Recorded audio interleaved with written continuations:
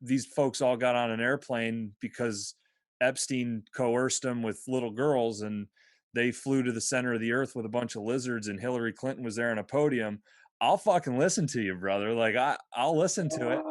But if I had to ask you, is there a George Soros type character sitting at a table that concocted this whole plan, or is this something that happened somehow and it's a lot of individuals continuing to take advantage of that, on and on and on and on and on and on and on? Well, you're about to get an answer. It's the first one. It's there. It's not a, might not be a George Soros, but there's a group of people that have, we see who's benefiting, or major corporations, people with relationships with China, Walmart, Amazon, Microsoft. Go down the line. The people who are already rich are getting richer, and a lot of these people have their futures. Right? You're a business guy. Yep. Action has financial projections for sure, and those financial projections are based on what you guys think is going to happen in the future, where you intend on making your mark, where you intend on growing out your business, and how you intend on doing that.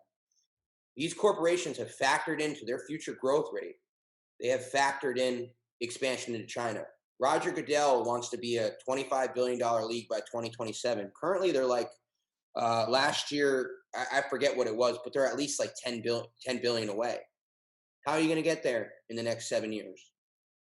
You've maximized the sport here at home potentially, and this BLM support has surely turned off some percentage again as well.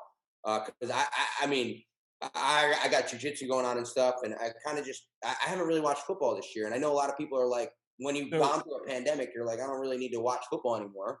so And do you so think it's like a series of phone calls? Do you think it's a Bilderberg event? Like listen, I'm as I'm as willing to look into absolutely everything, and for just so that we're level set, I think that there's probably some aspects to this that are more strategically mapped out than yeah, others. I think that there's, I think, I mean, there's a lot of people that think it had something to do with the election. The fact that Trump was in office and that this could have been a great way to tank his opportunity for reelection.